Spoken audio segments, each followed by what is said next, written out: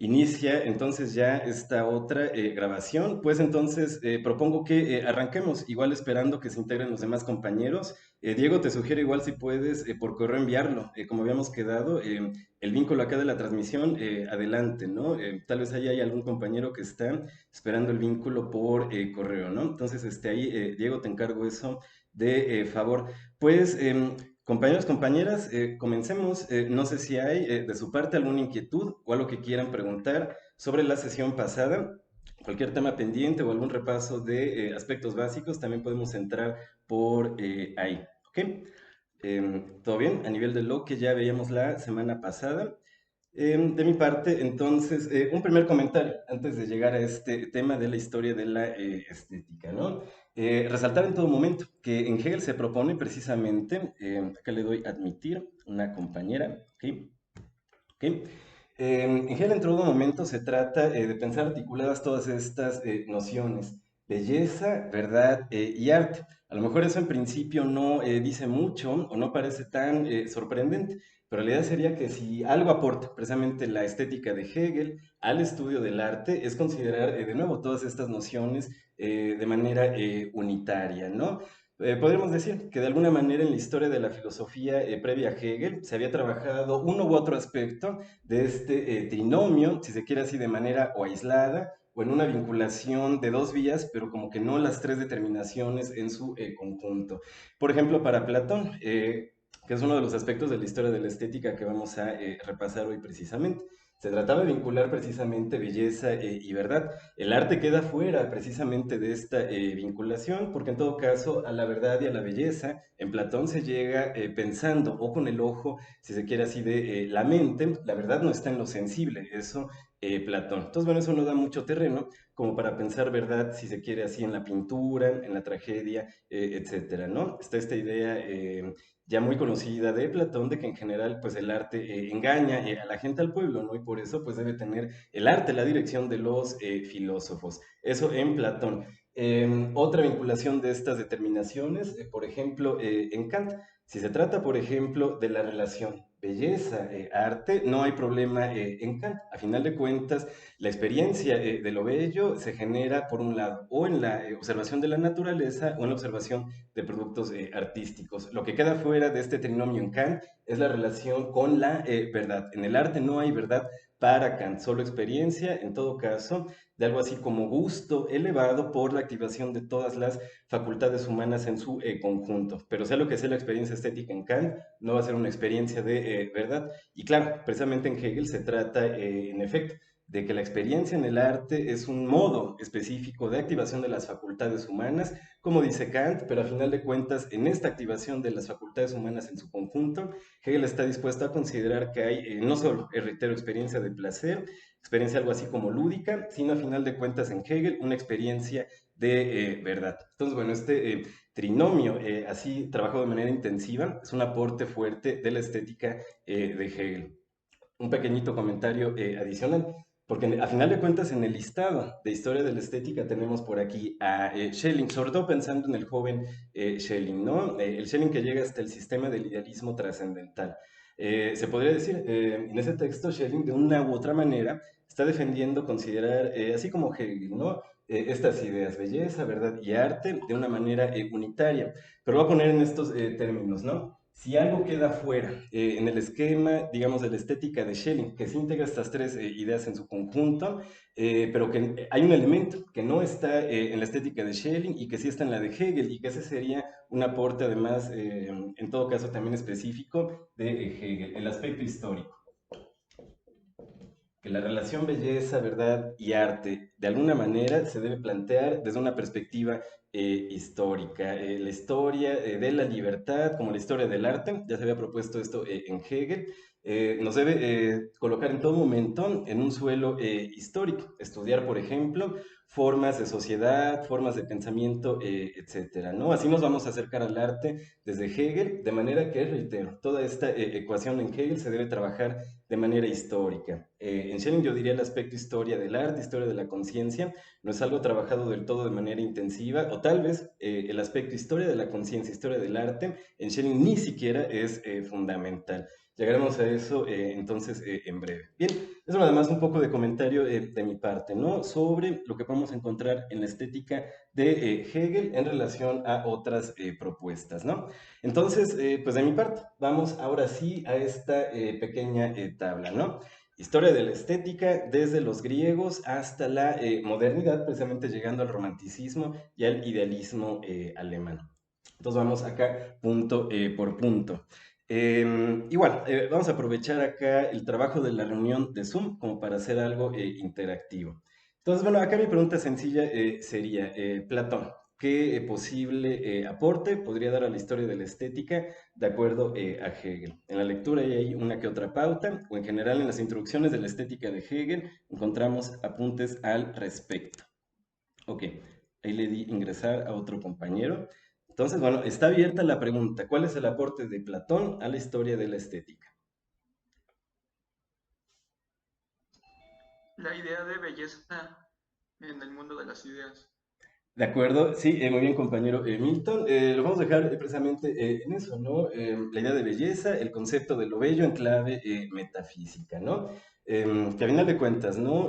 Ok, tenemos esculturas, pinturas, templos, etcétera, ¿no? En nivel de lo sensible, lo que vemos con los ojos, lo que escuchamos con los oídos. Pero dice Platón, siempre hay algo más allá de lo que vemos, de lo que vimos. Hay que pensar, de nuevo, para llegar a la idea de justicia, de verdad, y en este caso de lo bello. Para pensar, de nuevo, o para definir qué es lo bello, hay que pensar o definir de manera metafísica, ¿no?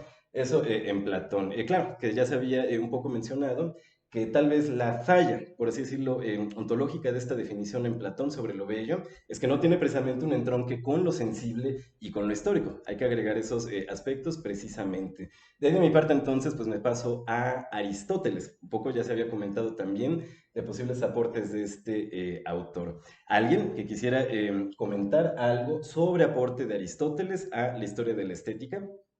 Que podemos recuperar todavía de la poética, por ejemplo.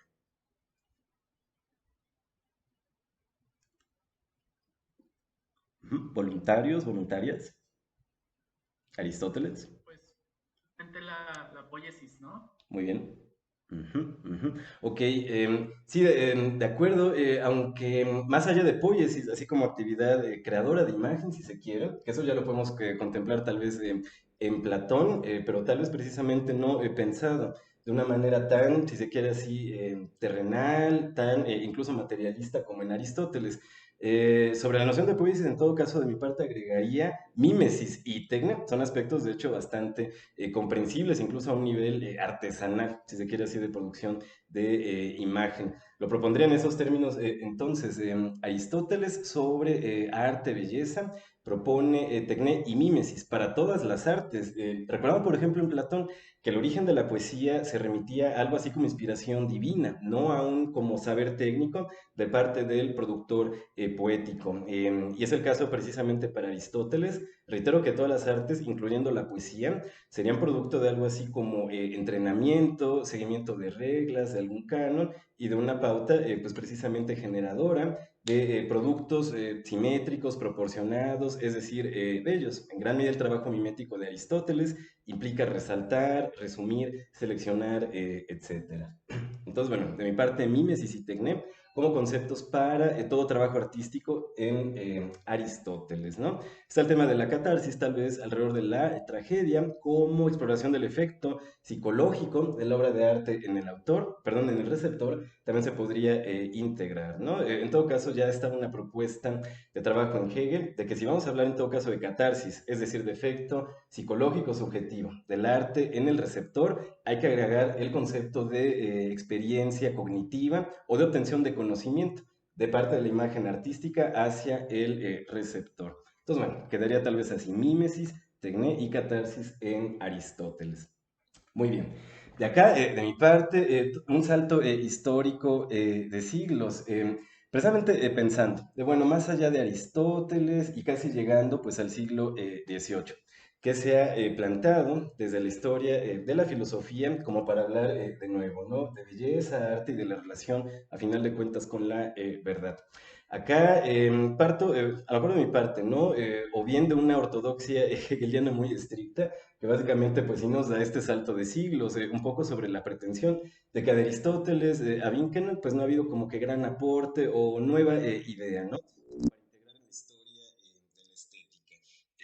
Bosanquet, precisamente también un lector importante de Hegel, lo pongo acá, espero que sí lo pueden seguir muy bien. Bosanquet. Él tiene una historia de la estética, es del siglo XIX, igual no está actualizada como para incluir, qué sé yo, fenomenología, neurociencias, etcétera, ¿no? Pero así como que a nivel elemental, yo diría la historia de la estética de Bosanquet es muy recuperable a la fecha. Entonces, bueno, si algo defiende Bosanquet precisamente en su estética, es que precisamente desde Aristóteles hasta el siglo XVIII no ha habido como que gran aporte, nueva idea que trabajar un poco haciendo eco de la idea de Hegel. Pueden encontrar tal vez que lo sublime en Longino, por ejemplo, por acá. Tal vez es una idea que se podría invocar.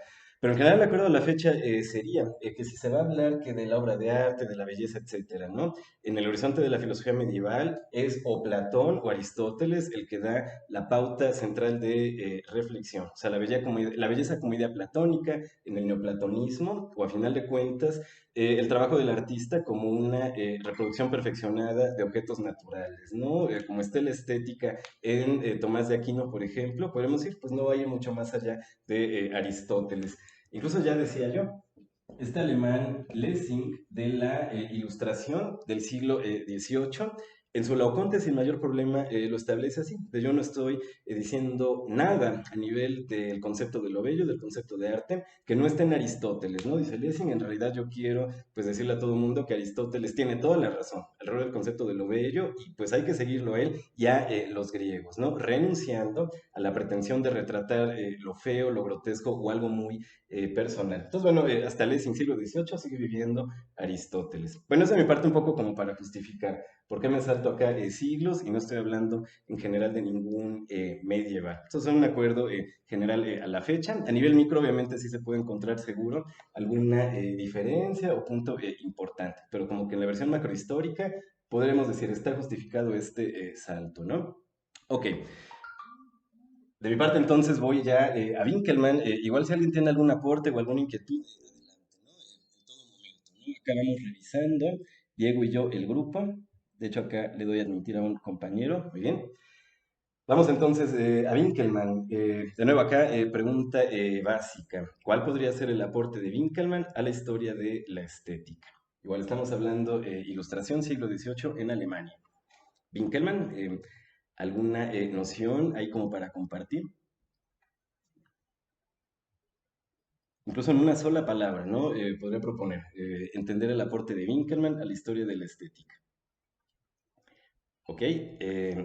Podría ser la unión Ajá, sí, sí. entre, entre lo ideal y lo material. Bueno, Ujú, como ujú, la propuesta de eso, tal ujú, vez no llega a cristalizarlo también como, como Hegel o ujú, como Schelling, pero ujú, lo esboza. ujú, ujú.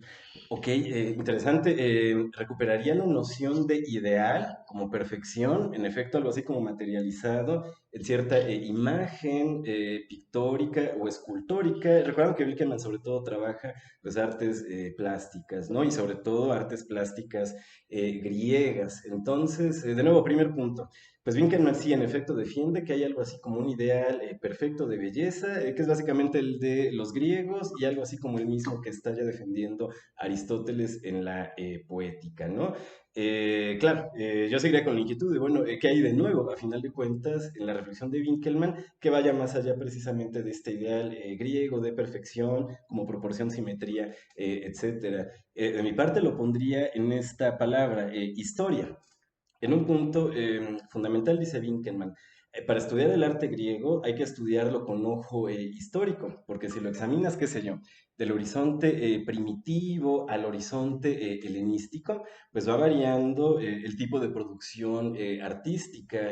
Al final de la clase hoy, por cierto, les voy a mostrar unas imágenes así literal secuenciales desde el arte, digamos, algo así como oriental, egipcio, como menciona Hegel, hasta el arte romántico, es decir, ya básicamente contemporáneo a Hegel, ¿no? Es siglo XIX.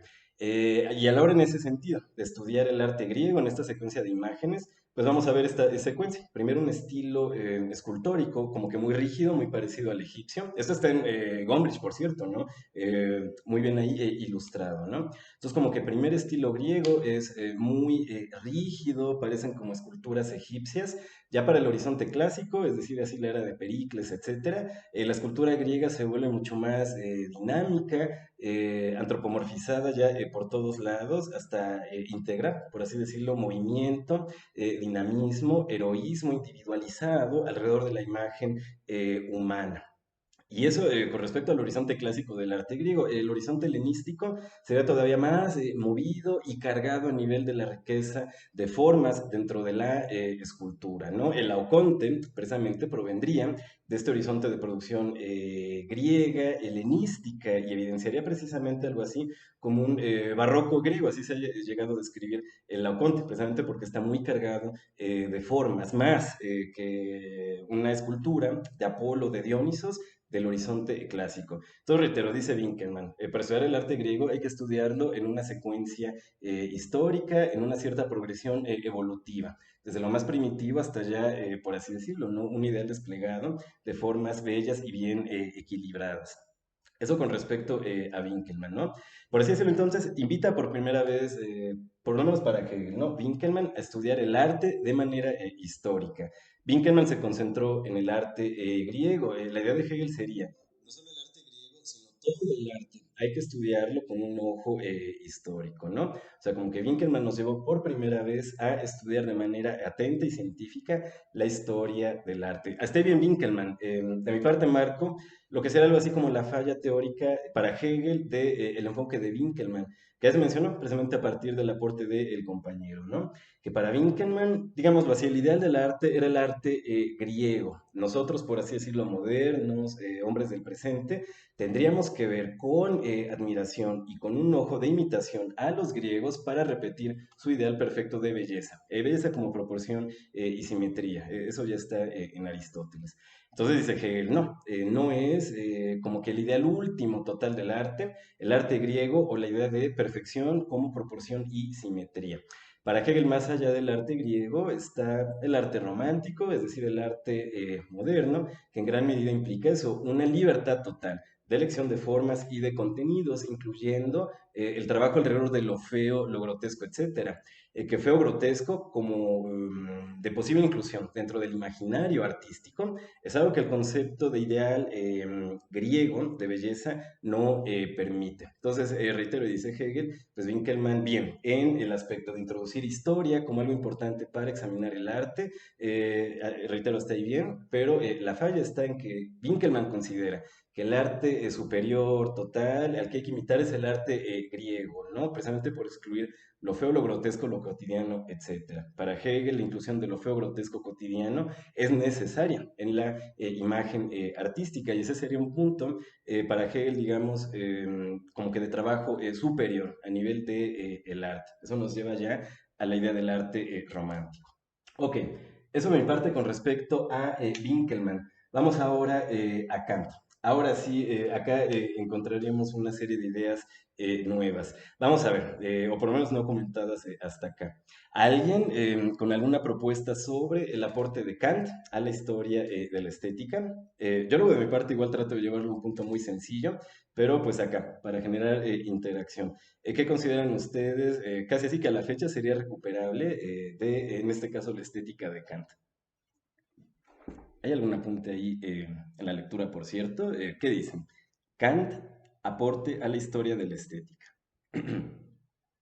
Pues a Ujú, mí se me ocurre esta, pues como tipo de universalidad que da ujú, Kant, ujú, pero ujú, sin recurrir al concepto.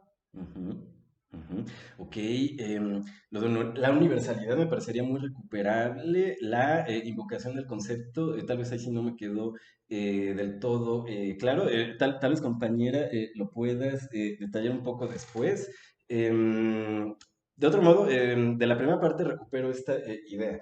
Para Kant, en efecto, yo iría por este lado, la experiencia estética es algo universal.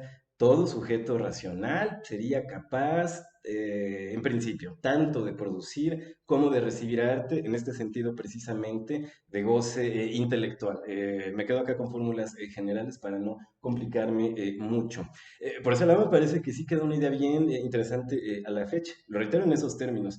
Para Kant, la experiencia estética es una experiencia universal. Todo sujeto racional es capaz, en principio, de ella.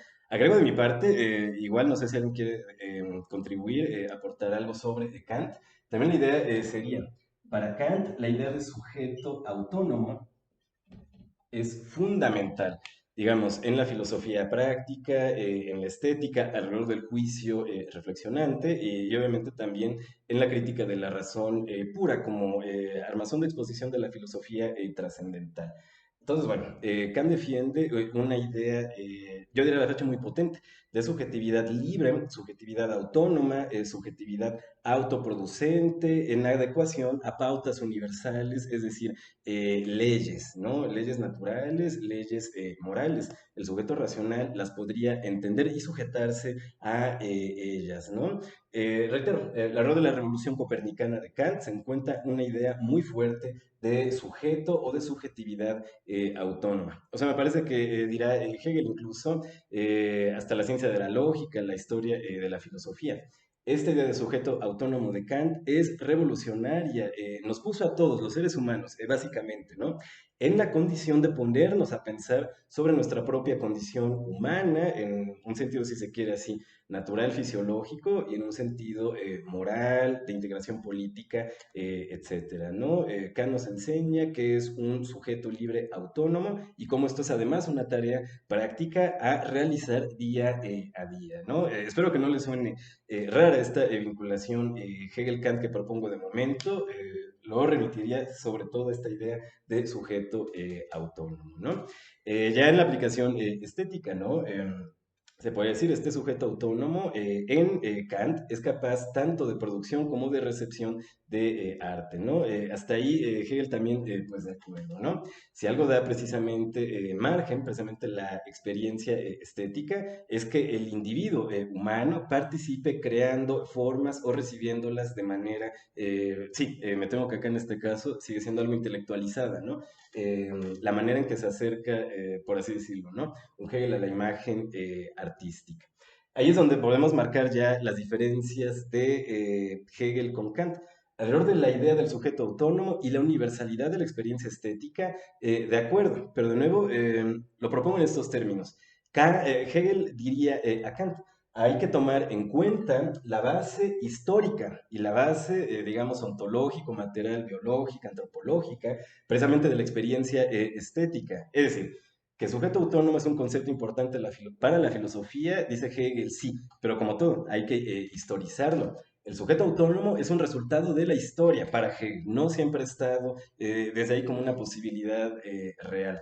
Para Hegel, de nuevo, somos más libres en el horizonte histórico moderno que en horizontes históricos previos, porque en el horizonte histórico moderno podemos saber con metafísica y con ciencias naturales que somos los humanos, como animales, mamíferos, como seres políticos que deben vivir en una comunidad de iguales ante la ley, etcétera. Eso lo sabemos, dirá Hegel. Ahora en la modernidad, los griegos no lo supieron, los sumerios tampoco, ¿no? Es decir, reitero, para Hegel, el sujeto autónomo del que habla Kant, la experiencia estética de la que habla Kant, debe considerarse como una instancia histórica y, reitero, a final de cuentas, material social.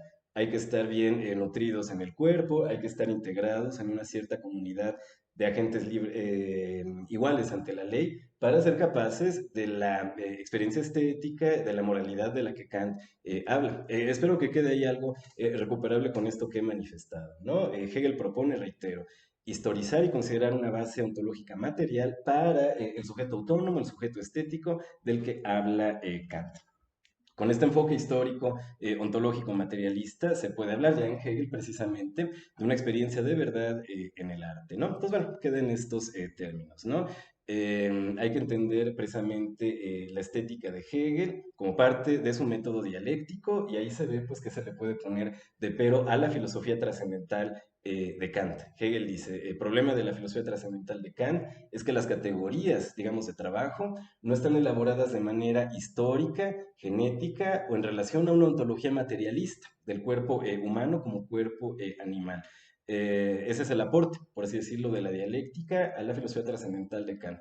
Historizar las categorías de trabajo y vincularlas a una base social materialista. Bien, si hay alguna inquietud o lo que quieran comentar todavía sobre Kant, adelante.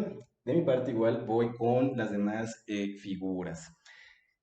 Sobre Goethe, acá avanzo un poco rápido. Me parece que en el curso de 1828-29 es donde hay una idea muy clara en relación al aporte de Goethe a la historia de la estética, ¿no? Lo pondría igual en un solo término.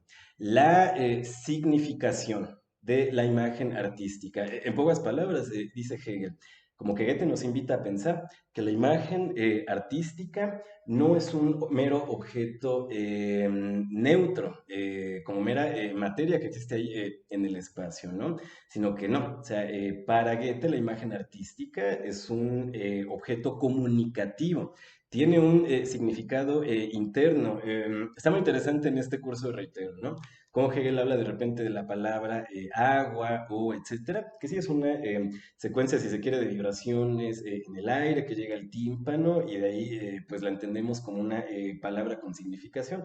Pero ese es el punto, ¿no? No mera elocución neutra, mero flatus vocis, ¿no? Ni siquiera en torno a esto, ¿no? Agua, hombre. Es decir, hay un significado detrás de las palabras ya de inicio, ¿no?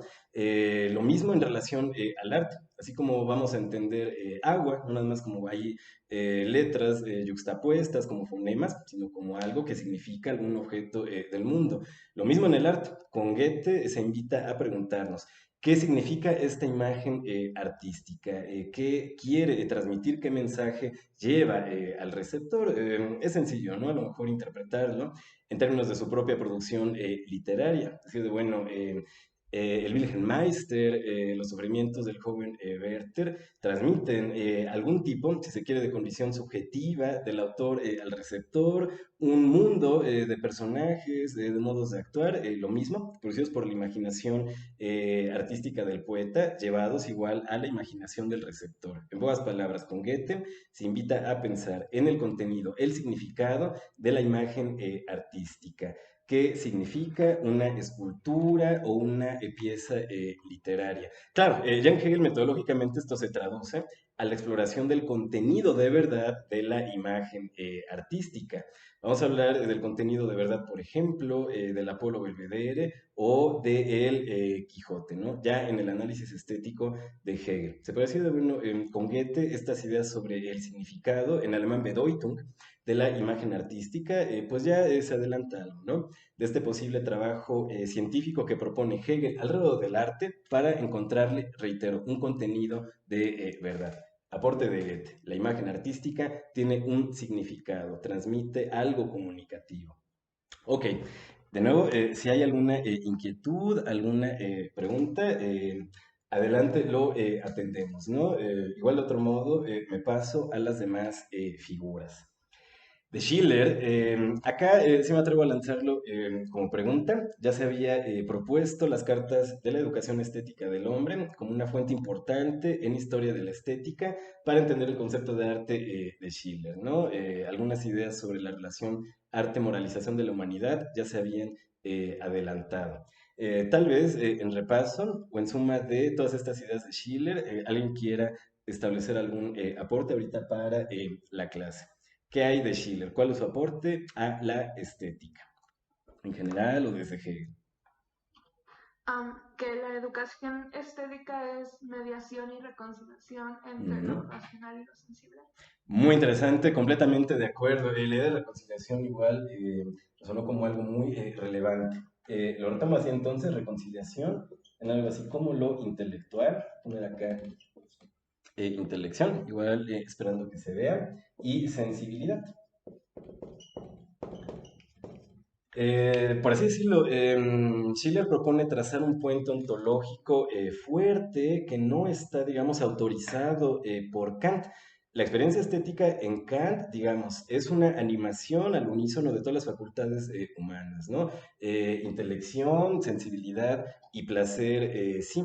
Pero a final de cuentas, en Kant, en la experiencia estética, no estás conociendo algo sobre el mundo. Se anima tu facultad cognoscitiva sin que obtengas conocimiento. Eso en Kant. Como que de nuevo, a pesar de que en la experiencia estética medio se toquen la cuestión cognitiva, intelectiva y la cuestión sensible en Kant, no se llegan a traspasar del todo.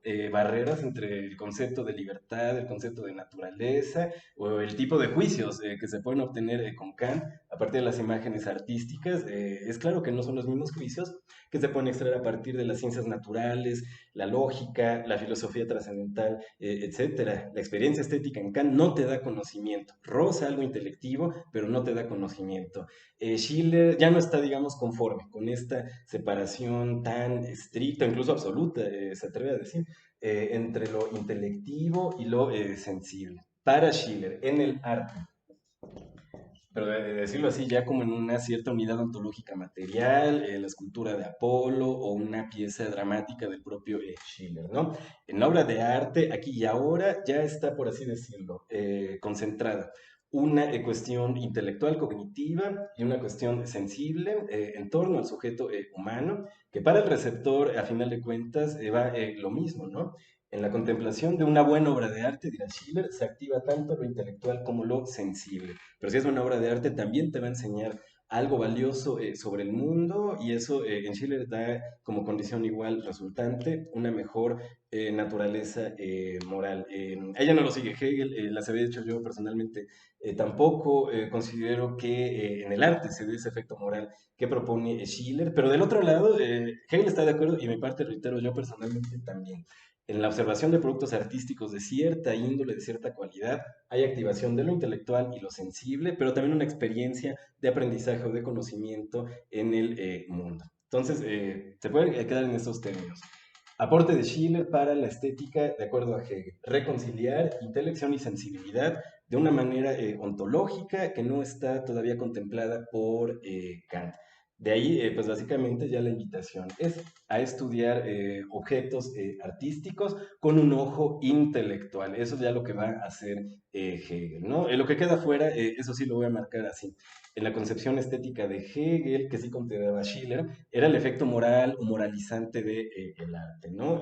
Para Schiller, esta reconciliación intelección, sensibilidad en el arte genera o debe generar sujetos morales mejores, ¿no?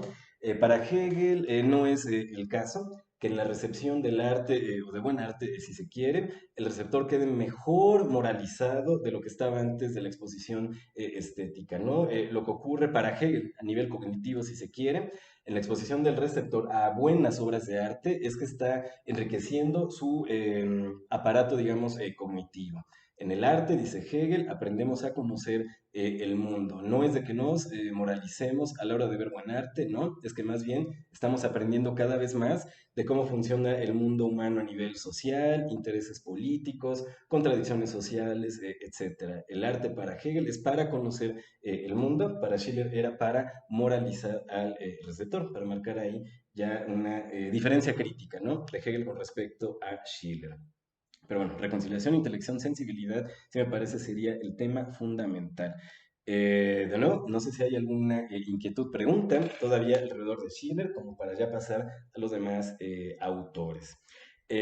Ok, un último punto alrededor de Schiller. Yo lo marcaría así. También en otras introducciones de cursos de estética, marca Hegel que fue Schiller el primero en la historia de las ideas en proponer una superación entre la excesiva o rígida contraposición entre determinaciones o conceptos filosóficos como sujeto-objeto, necesidad-libertad. Dirá Hegel, reitero, en otras exposiciones introductorias de su estética. Si algo hizo Schiller de manera interesante en la historia de la filosofía fue impugnar la propuesta de Kant de separar estrictamente lo que es sujeto, lo que es objeto, lo que es una categoría, digamos, metafísica como necesidad de una como libertad. Como que en Kant la idea sería, pues sí, un sujeto no es objeto, es un fin en sí mismo, no puede ser en un sentido moral, medio para un fin, etcétera, etcétera. La voluntad humana se considera que puede ser sujeta a leyes de causalidad, es decir, leyes de necesidad, o a leyes de libertad, como que autoespontánea, etcétera. Puede ser esta o esta, pero no las dos al mismo tiempo. Esa es la dialéctica de la libre voluntad en Kant, en la crítica de la razón pura. Entonces dice Hegel, Schiller, por primera vez, y de hecho igual en las cartas sobre la educación estética, invitó precisamente a considerar un paso, puede ser una reconciliación, una transición, un devenir de cómo se vea. Es decir, de bueno, no es que sujeto y objeto estén así absolutamente separados uno del otro, lo mismo necesidad y libertad, como que la idea de Schiller es, puede haber como que un tránsito, algún pasar de una cosa a la otra, el sujeto-objeto, de necesidad y libertad. Eso suena bastante protodialéctico, por cierto, ¿no? Algo así como la unidad de lo diferente, la identidad de los contrarios, etcétera. Entonces, sí, es bien interesante que Hegel confiesa en las introducciones de la historia de la estética que Schiller es un importante antecedente del método dialéctico en ese sentido, ¿no? De proponer un tránsito, un contacto entre categorías aparentemente contrapuestas. Eso como un aporte filosófico a nivel más general. Entonces, bueno, por lo que se le vea, Schiller resulta una figura interesante, no solo como poeta o como dramaturgo, sino en este caso así literal como filósofo en el más estricto sentido del el término, ¿no? En este caso, Hegel propone considerar a Schiller como un antecedente importante de su método dialéctico. Ok, lo dejo ahí sobre Schiller. Vamos a Fichte. Acá igual me parece que se podría caracterizar de una manera bastante sencilla, igual casi con una sola palabra, el aporte que Fichte podría dar a la historia de la estética, que en este caso de mi parte lo propondría como el mismo aporte que hace Fichte a la historia de la filosofía. ¿Cuál es un gran concepto de Fichte? Esa sería mi pregunta acá para ustedes.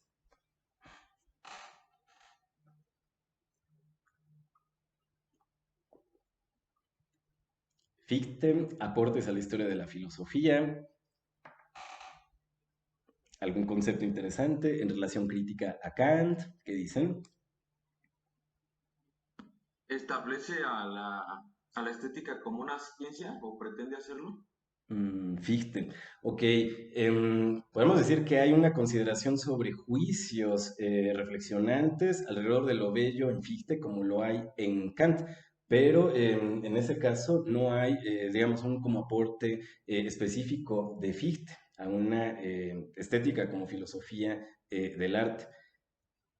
Tal vez es un concepto metafísico, así muy general, el que puede proponer Fichte. Luego sí ya puede venir una aplicación tal vez al campo de la estética. Eh, la doctrina de la ciencia de Fichte, acá nos daría la clave, o los textos igual introductorios de Fichte a su doctrina de la ciencia.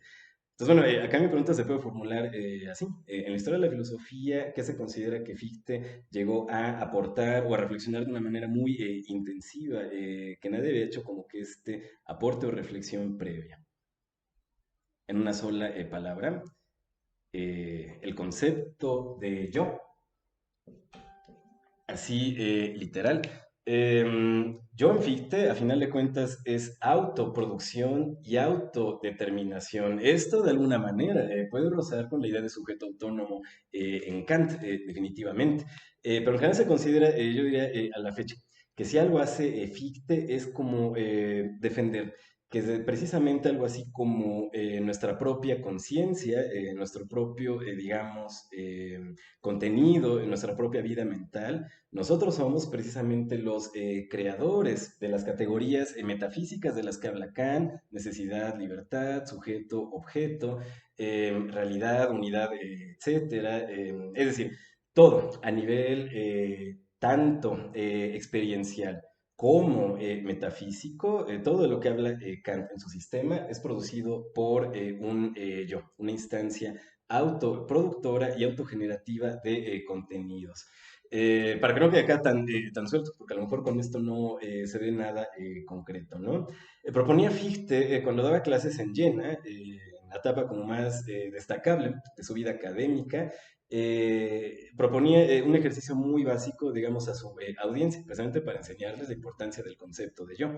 Decía Fichte, compañeros, señores, piensen una pared. Entonces, bueno, ya pensamos una pared, ¿no? Dice, bueno, ahora piénsense a ustedes como distintos de esa pared. Y después, ahora piénsense como algo más digno, precisamente que esta pared de la cual ustedes son distintos y ustedes son quienes la están postulando o colocando, ¿no? Como un objeto de examen mental, si se quiere, ¿no? O sea, en pocas palabras. Fichte le enseñó a su auditorio filosófico que tenían un yo, que todo ser humano tiene un yo que puede pensar por sí mismo, autodefinirse, etcétera. En general se piensa, ¿no? Que es una radicalización de la filosofía trascendental de Kant, llevada como que a un plano más individual o corporalizado incluso de lo que Kant consideraba, ¿no? No sé si esto les da alguna idea ahí como para retomar o como para ver cómo la podemos integrar acá en el curso. Ahora al hablar de Friedrich Schlegel puede esto verse más claro, ¿no? Pero de momento si hay alguna inquietud o igual algo que quieran comentar, algún aporte, adelante. Porque sí, acá casi la palabra mágica alrededor de Fichte sería esta, yo, una instancia autoproductora y autocognoscente, ¿no? Que tal vez lo que hace el yo de Fichte es rebasar o criticar las limitaciones del pensamiento trascendental de Kant. Porque dices, bueno, tengo algún límite, por así decirlo, como para ser libre y autónomo en el sentido que propone Kant. En Fichte hay respuestas en sus textos, digamos, sobre ética, sobre teoría jurídica. En general apuntes que van hacia un, pues decídete o atrévete en la medida en que te atrevas a ser libre, a vivir libre con tu cuerpo aquí y ahora, generarás un entorno, ¿no? En el cual esta libertad pueda ampliarse cada vez más e incluso abarcar a más seres humanos, ¿no? Suena eso medio voluntarista, de hecho sí se ha tomado a la fecha, pero de nuevo, como que Fichte tendría la confianza de que todo el proyecto filosófico de Kant a nivel moral y a nivel político es realizable. La cuestión es de decidirnos a hacerlo, ¿no? Tal vez se agregan elementos sobre lo individual y lo corporal de manera más intensiva de lo que se trabaja con Kant y todo eso de nuevo nos lleva a esta noción de yo. Ok, luego en eso, con respecto a Fichte, ahí la invitación es a leer los textos introductorios, reitero, a su doctrina de la ciencia. Ahí se expone precisamente de manera intensiva qué es esto de el yo. Friedrich Schlegel, entonces, para continuar, podríamos decir que, por cierto, mucho de esto lo pueden encontrar en Safransky. Voy a poner el nombre acá. En un texto que en español pusieron el romanticismo, la odisea del espíritu alemán, Safransky. Rudiger Safransky, igual no sé si han visto algún texto de él, es contemporáneo en general, yo diría que escribe muy sencillo, y este texto sobre el romanticismo pues está presentado de una manera muy narrativa, muy didáctica, ¿no? Y entonces, bueno, si algo dice Safransky, precisamente alrededor de Fichte y precisamente románticos, como Friedrich Schlegel, Novalis, Hölderlin, es decir, un montón de gente que leyó, incluso escuchó clases de Fichte y quedó muy entusiasmada, precisamente porque Fichte les había enseñado a Novalis, Schlegel, estos románticos alemanes, reitero en sus propios términos, que tenían un yo, o sea, como que no se les había ocurrido a Novalis y compañía, que tenían un yo autoproductivo, autocreador, que podía ser libre sencillamente si se decidía a hacerlo, ¿no? Es decir, como que tomar el Sapere Aude de Kant muy en serio y traducirlo a actividades artísticas, eso sí. Digamos que el concepto de lo romántico y el concepto de la ironía en Friedrich Schlegel están completamente inspirados por Fichte, ¿no? Entonces, para ponerlo en términos igual sencillos, Aporte de Friedrich Schlegel a la historia de la estética para Hegel y en general igual de toda la escuela romántica, es decir, acá están Novalis, Tieck y los amigos de Friedrich Schlegel en Jena. Detalles de todo esto reitero en el texto de Safransky sobre el romanticismo. Que decir, el concepto de ironía de Schlegel y los románticos como una precisamente autonomía total del artista o del poeta para hacer lo que se le dé la gana. Acá estoy caricaturizando un poco, pero en general el concepto de ironía de Schlegel y los románticos va por ahí. El poeta no respeta nada, ni valores morales, ni imágenes sagradas en lo religioso. Dice, no, el poeta irónico pone, quita, sin ton ni son, sencillamente poniendo su yo encima del mundo, ¿no?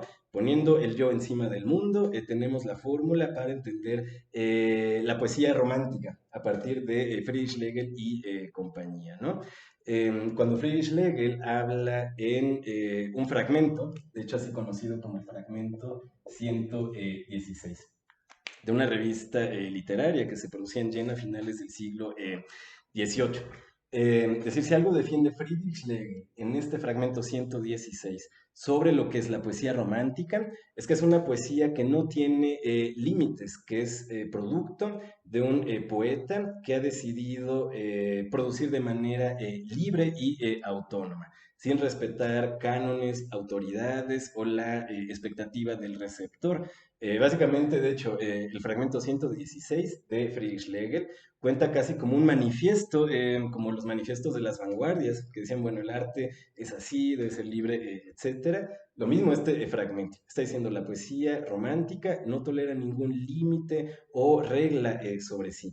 Produce libre y espontánea desde sí misma para dar rienda suelta al arbitrio del poeta. Entonces, luego en esos términos, el concepto de poesía romántica de Friedrich Schlegel, que básicamente dice, el poeta, el artista, tiene derecho a todo, a proceder libremente, en formas y en contenidos, sin que nadie le diga desde algún punto por ahí autoritario, debes hacer imágenes así o así. No, darle rienda suelta al arbitrio del artista. Eso defiende, reitero, Friedrich Schlegel sobre lo que es la poesía romántica, ¿no? Incluso en este documento en específico. Esto está igual en relación con el campo semántico de la noción de ironía que en Schlegel, reitero, implica, ¿no?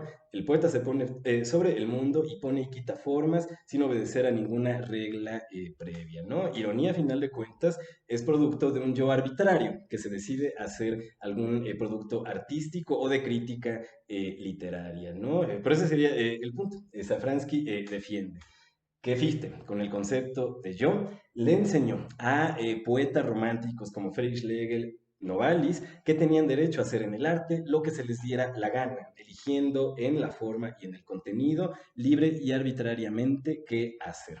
Ok, espero que esto aporte de alguna manera un poco sobre esta vinculación. Fichte que lega, a final de cuentas, a la intelectualidad alemana del horizonte de Hegel, ¿no? Acá ya estamos básicamente finales del siglo XVIII, inicios del siglo XIX, ¿no? Entonces, bueno, poesía romántica, ironía, como conceptos de Friedrich Schlegel, están inspirados definitivamente por Fichte y su noción de el yo. Ok, no sé si hay acá alguna pregunta, inquietud, porque igual acá también hay que marcar como que un cierto contrapeso, ¿no? En todo caso, que pero básicamente le va a poner Hegel a Friedrich Schlegel, cuando de alguna manera acá ya quedó expuesto un poco lo que podría ser el concepto filosófico de lo romántico en el arte. Para Schlegel es libertad total del artista en formas y contenidos. El concepto de lo romántico en Hegel es básicamente eso, que el artista decida libremente qué hacer, qué ejecutar en la forma y en el contenido del arte. En gran medida, reitero, el concepto de lo romántico en Hegel es así. Ahí suena bastante análogo a la propuesta de Schlegel. Yo diría, hay dos puntos que no son considerados por Schlegel y que serían los aportes propios de Hegel. Uno, a final de cuentas, que todo en el arte, o que el punto superior del arte sea la ironía. Yo diría que en general en Schlegel todo apunta a esto, ¿no? Cuando los artistas llegan a poderse burlar, reitero, ¿no?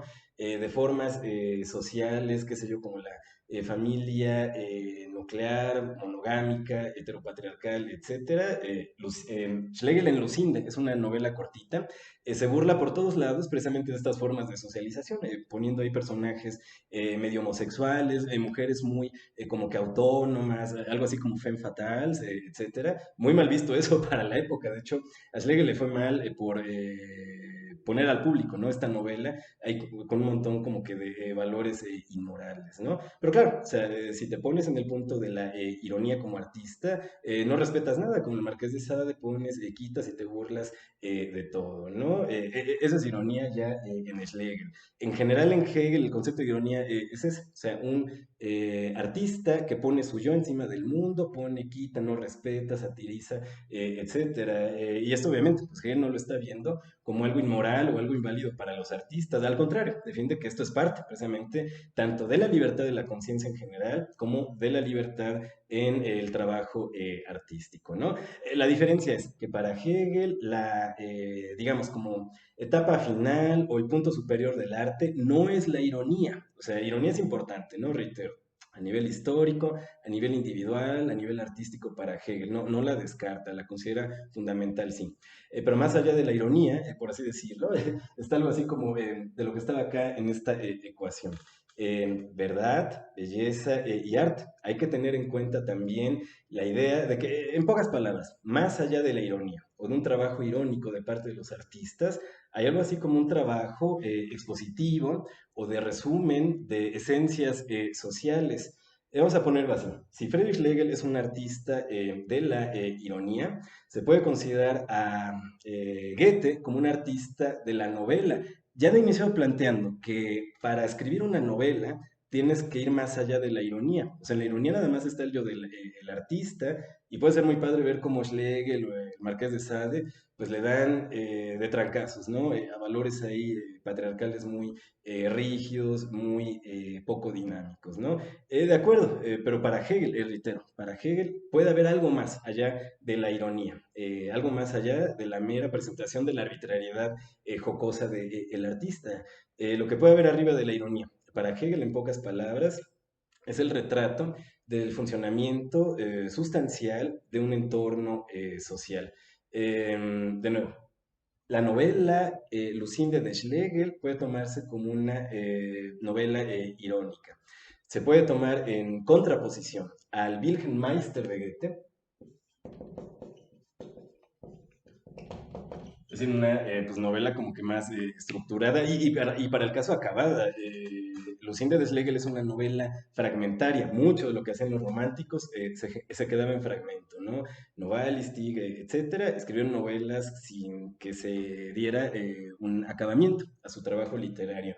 Y Goethe no, o sea, el Wilhelm Meister es una, digamos, unidad literaria completa, ¿no? Así a lo mejor muy al Aristóteles, inicio, desenlace, fin. Así está estructurado el Wilhelm Meister. Me atrevo a ponerle el mote de novela realista al Wilhelm Meister de Goethe. O sea, en el sentido de que en el Wilhelm Meister está resumido, presentado de manera didáctica, cómo funciona Alemania en la disolución del feudalismo, en el arribo al horizonte ya más capitalista, ¿no? Es decir, en Wilhelm Meister no solo es Goethe ironizando formas sociales, o sea, sí está retratando de manera crítica la corrupción feudal, la cerrazón de los aristócratas, una nueva subjetividad individualista emergiendo precisamente ahí en Europa, etcétera. Es decir, en Goethe no solo es arbitrariedad ironizante del autor, eso es Schlegel en su Lucinda.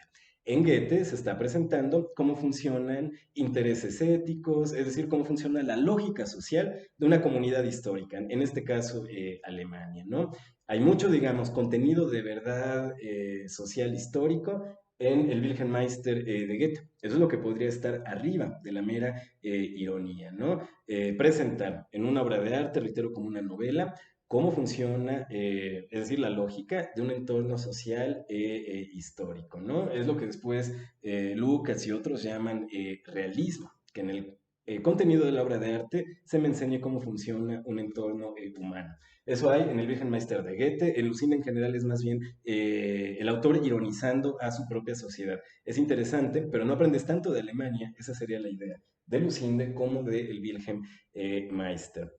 Es decir, hay en el arte más allá de la ironía. Esa sería la idea fundamental en Hegel, ¿no? Y que claro lleva también a esta propuesta metodológica en Hegel. O sea, en el arte no se trata nada más ni de placer, ni de efecto psicológico, y digamos en este caso, a partir de Schlegel, de ironización. Es decir, no, en el arte se trata de la verdad en gran medida.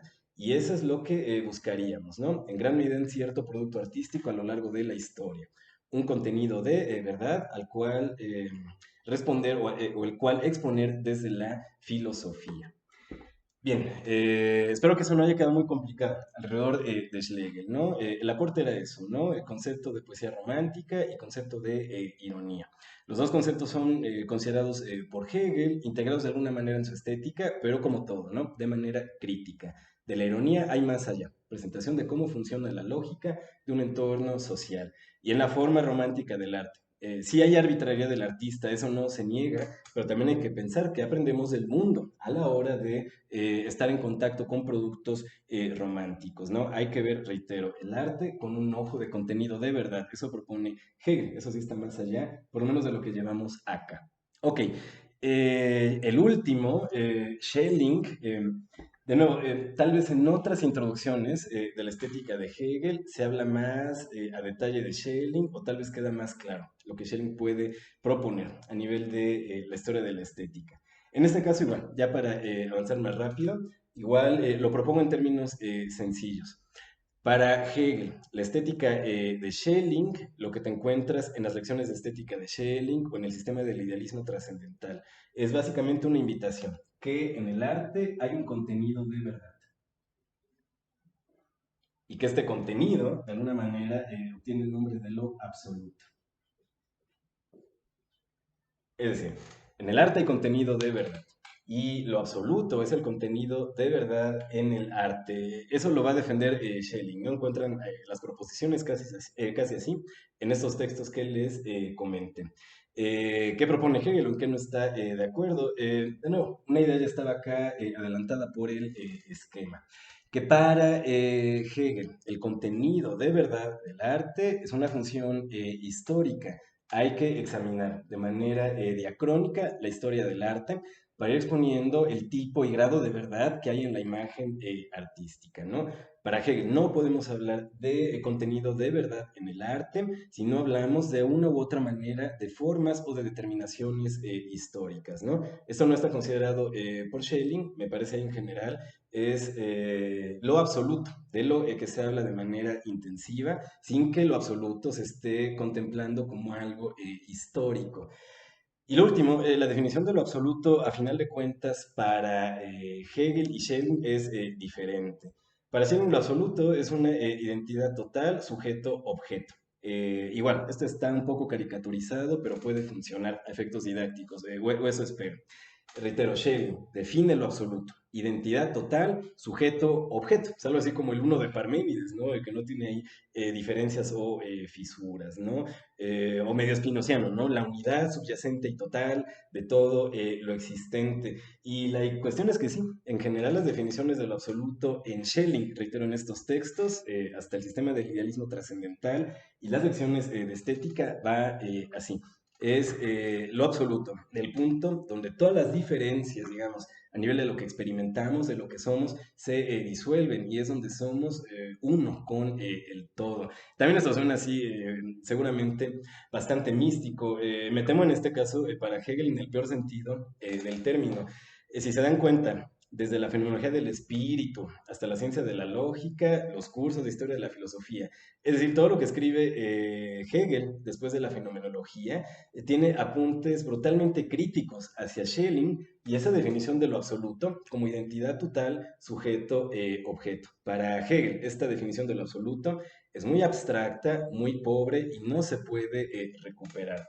A final de cuentas, para Hegel en todo caso, si se habla de lo absoluto, es una, en todo caso, unidad dialéctica. En Hegel siempre hay que marcar diferencias, determinaciones, momentos, especificaciones. Nunca nos vamos a quedar con Hegel contentos, con una definición de lo absoluto o de Dios, en este caso, como identidad total, sujeto, objeto, ¿no? Lo absoluto en Hegel es un proceso de desenvolvimiento, si es lo absoluto en el caso del arte o de la historia universal, es desenvolvimiento de formas artísticas, de formas de pensamiento, de formas institucionales. Es decir, lo absoluto, si se habla así en Hegel, de repente, pues es un sistema de relaciones muy complejo, con instancias evolutivas, pasos de una cosa a la otra, etcétera. O sea, lo absoluto en Hegel será todo lo que sea menos una identidad total, sujeto, objeto, ¿no? Lo absoluto es un sistema de diferenciaciones y procesos evolutivos, algo mucho más interesante, en todo caso yo diría, ¿no? En Hegel que en Schelling. Para resumir entonces de mi parte, acierto de Schelling en la estética, decir, el arte tiene un contenido de verdad y este contenido de verdad lo podemos llamar lo absoluto. Sí, Hegel, ahí de acuerdo, a lo mejor en términos formales, hay que agregar aspectos críticos. El contenido, sí, el arte tiene contenido de verdad, sí, pero este contenido de verdad es histórico. Y en todo caso, lo absoluto en el arte tiene que ver con autoconocimiento humano. El contenido de verdad que el receptor encontraría en el arte sería precisamente información sobre lo que es el propio receptor, es decir, que el arte responda a la pregunta ¿qué es el hombre? ¿Qué es el colectivo humano? ¿Qué es la humanidad? Eso es lo absoluto en el arte que nos interesa con Hegel, es algo bastante concreto, no es unidad total, sujeto-objeto, es más bien la respuesta a la pregunta ¿qué es el humano? ¿Cuál es el destino de la humanidad en la Tierra? Etcétera, etcétera. Bueno, a eso, digamos, llegaremos en alguno de estos puntos siguientes. A ver, de mi parte, cerraría aquí la discusión sobre la historia de la estética. Si hay alguna inquietud o aporte que quieran trazar sobre esta lista, trazar alguna inquietud, establecer alguna adición, adelante. De otro modo, igual yo voy a seguir con el listado de puntos, ¿no? Como objetivo fundamental para mí es abarcar, digamos, todo esto. En la medida en que nos dé tiempo, igual vamos a algunas citas de la lectura. Entonces, todo bien hasta acá. Repaso de la historia de la estética desde Hegel. ¿Ok? Y entonces es a Ujú, partir de Schlegel, bueno, o sea, ujú, lo que yo pude como entender es que a partir de ahí es que empieza a haber esta como condicionamiento del artista, ¿no? O sea, no eres artista si no eres libre y mm. si no abarcas la verdad. Ok. Entonces, o Ujú. sea, es lo que como que yo puedo ver, porque antes, Ah, ok. Ujú, o ujú, sea, con Fichte empieza como ujú, de, eres el artista como sujeto y ujú. tú eres Sí. quien lo crea, ¿no? No es la divinidad, no Ah, eres claro. tú, Así es. no es tu, Sí, sí, muy bien.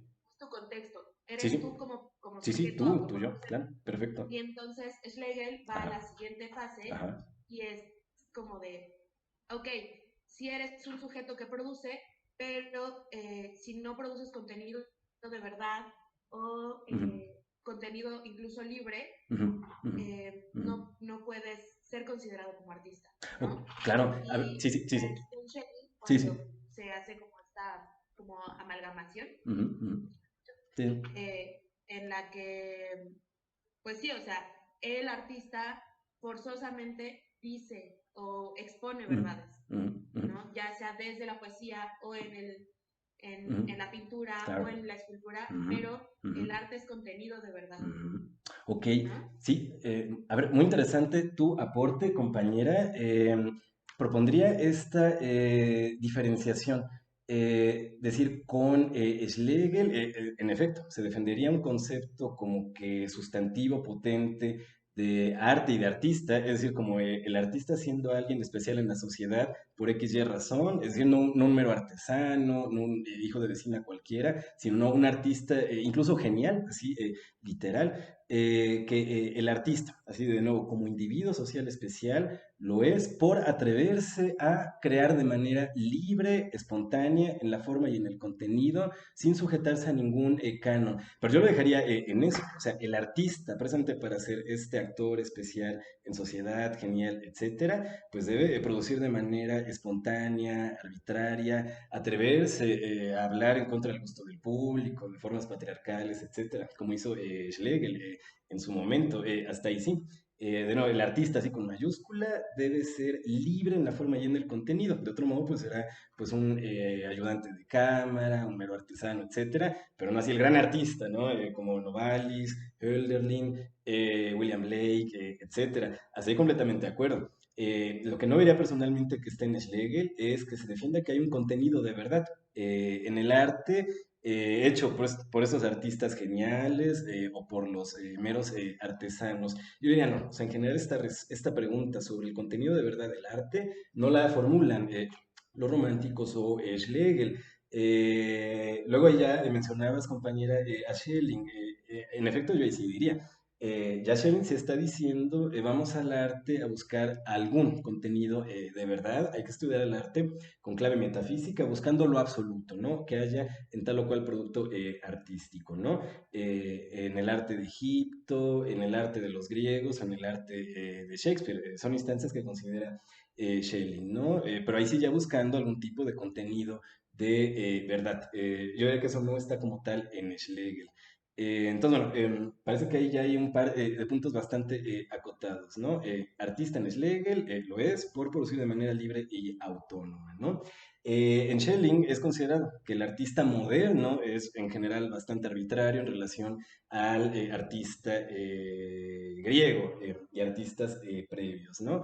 Lo que se considera es que más allá de que esta arbitrariedad productiva, digamos, de un Shakespeare, un Cervantes, pues te encuentras algún tipo de contenido de verdad, una u otra idea de qué es lo absoluto, comunidad, sujeto, objeto, ¿no? Es una pregunta que igual no estaba con Schlegel. Y de nuevo Hegel entra y decir, sí, en el arte hay contenido de verdad, tiene que ver con lo absoluto, pero no es unidad sujeto-objeto, lo que hay que buscar en el arte, sino la historia del desarrollo de la conciencia humana, ahí como para marcar el aporte crítico de Hegel hacia Schelling.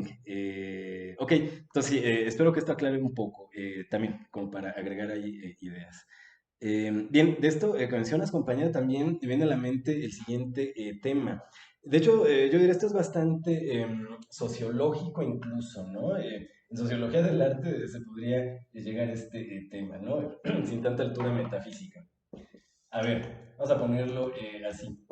¿Cuándo comienza, en esos términos, ¿no? Ya un artista a ser considerado precisamente como que como un agente social especial, alguien a quien tú quisieras ir a visitar, como a Hölderlin así pasaba, a escucharlo, a que te escribiera un poema, es decir, así literal, como artista ya como rockstar, ¿no? De nuevo, vamos a leer su último poema, estas son las últimas palabras del artista Hölderlin antes de morir, etcétera, etcétera. Eso es algo reciente, digamos, en la historia universal.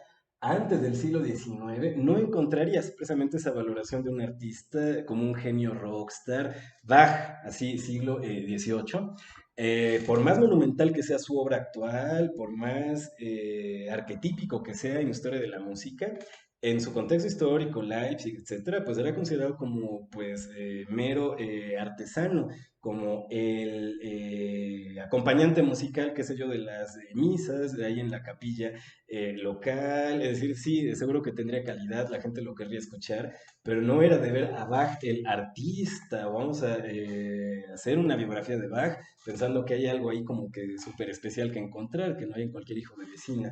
No, o sea, la valoración de este artista genio se da hasta finales del siglo XVIII, cuadra con el surgimiento del romanticismo como movimiento cultural en Inglaterra, Alemania, etc. En ese sentido, con el romanticismo llega a la historia universal la valoración del artista genio como un rockstar. La valoración previa en general sería como de un artesano, un trabajador público, un empleado de la corte, etcétera, ¿no? Hasta Bach, precisamente así era la valoración de un músico. Ya con Beethoven, precisamente ya de este lado, pues empieza esta idea, ¿no? Del músico genio y ya todo lo que viene después. Entonces, sí, es una observación muy interesante, compañera. ¿Alguna idea adicional? ¿Preguntas? Yo tengo una Sí, sí, pregunta. adelante. Sí, sí. ¿No hay en Hegel algún tratamiento más o menos explícito de de Shakespeare, o sea, del teatro de Shakespeare Uh, o de Cervantes, por ejemplo, ahorita ok. que los mencionaste. Claro, O sea, lo digo en el claro. sentido de, por ejemplo, cuando tú lees a Marx, pues Marx Mm, refiere a Shakespeare como un teórico del dinero, cosas por el estilo, ¿no? sí, Y tú claro. decías que Shakespeare puede tener ciertos contenidos de verdad, entonces Sí, por eso me sí, surge sí. la duda de si hay alguna tematización explícita por Sí, parte de Hegel sí, sí. en alguna parte de su obra o algo así. Claro, no, sí, por supuesto, muy buena pregunta. De hecho, casi ha sido un listado de tres, cuatro artistas fundamentales para Hegel o de los grandes de la historia del arte. Shakespeare es uno. También está Miguel Ángel, Rafael y Homero. Es decir, la lectura de Shakespeare de Hegel es bastante intensiva e interesante a la fecha y que en gran medida lo que busca Hegel en la obra de Shakespeare es precisamente indicación de formas éticas, de formas sociales, ¿no?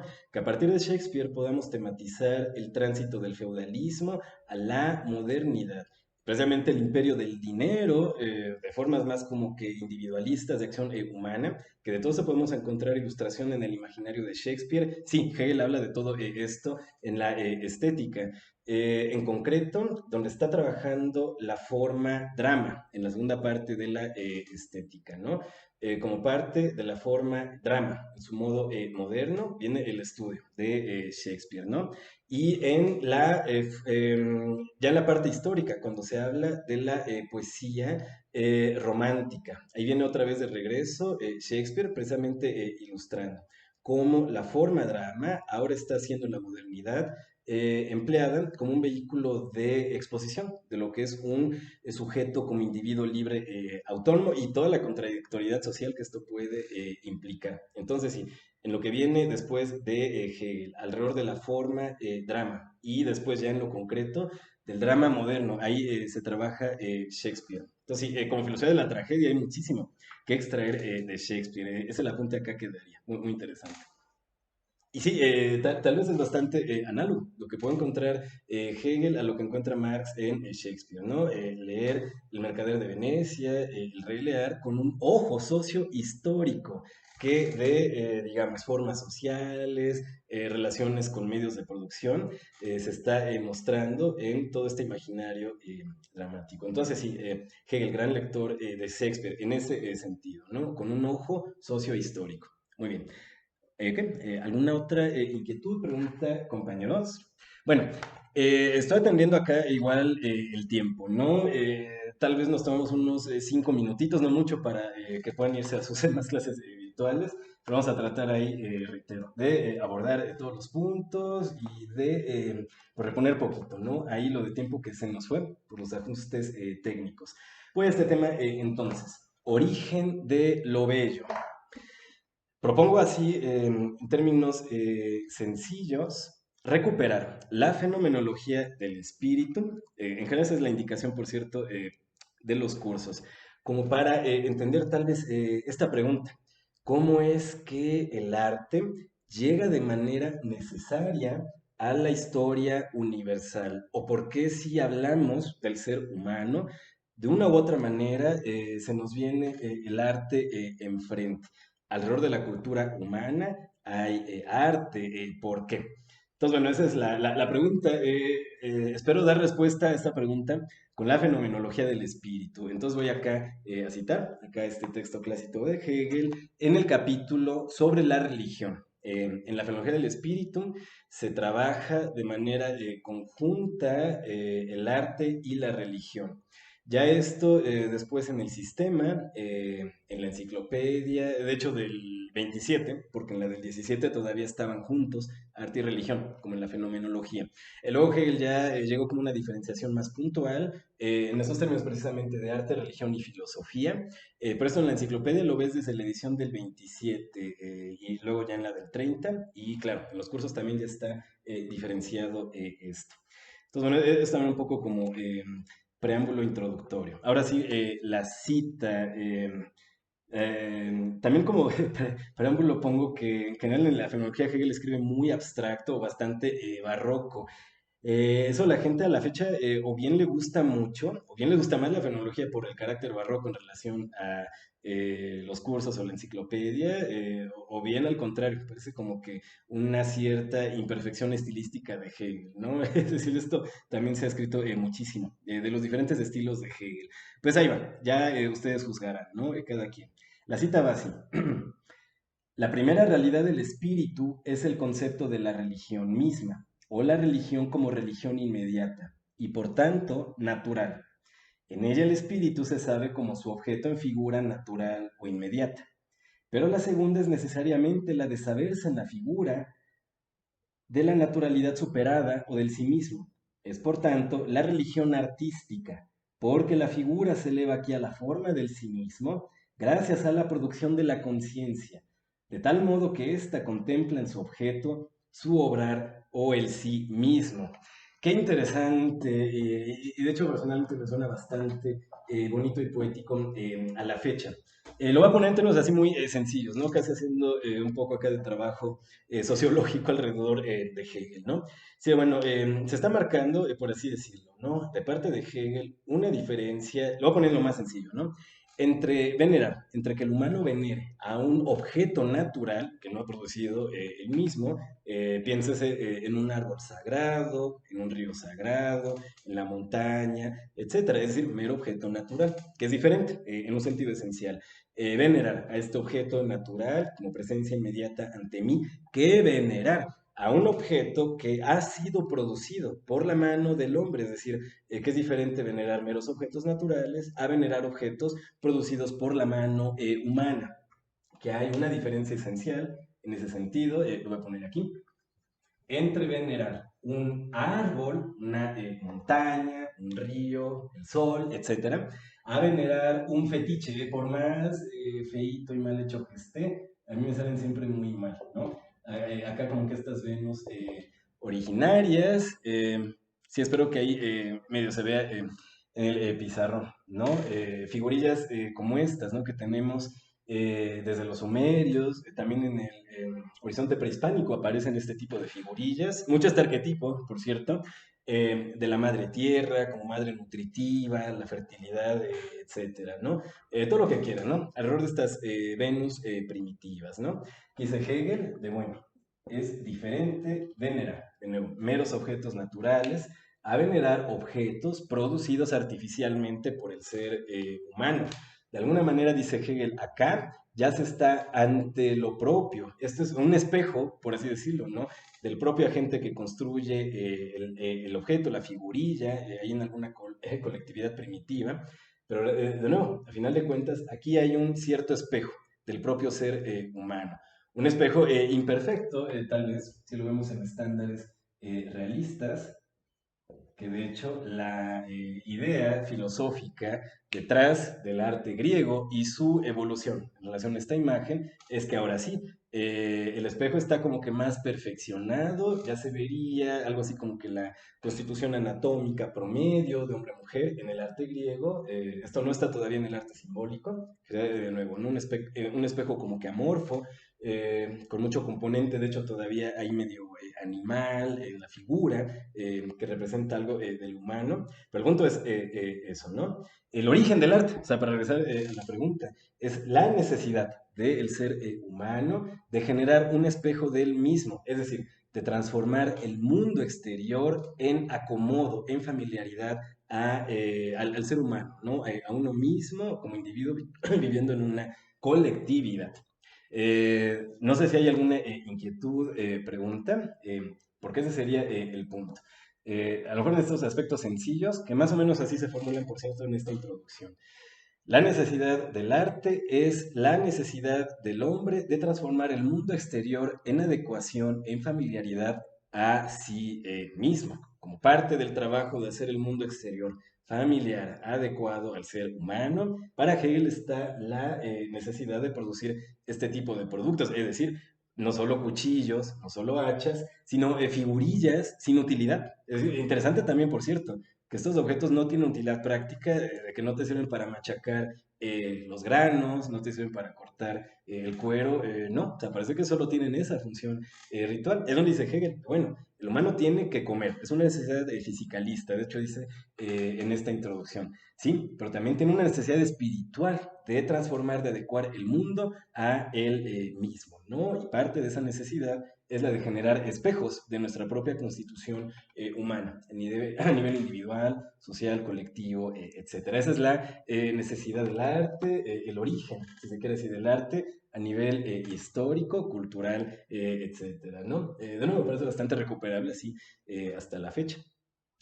Sí, seguro mucho de lo que Engels y compañía pudieron encontrar de valioso en la filología del espíritu tenía que ver con esto. Son indicaciones sociohistóricas de la cultura humana, ¿no? Y en el fondo está la necesidad de transformar el mundo exterior con trabajo, trabajo material y trabajo cognitivo mental. Ok, yo lo dejo con eso, no sé si hay alguna otra inquietud. Es de lo que hablaría la fenomenología, ¿no? Entonces, bueno, puede servir para este tema. ¿Ok?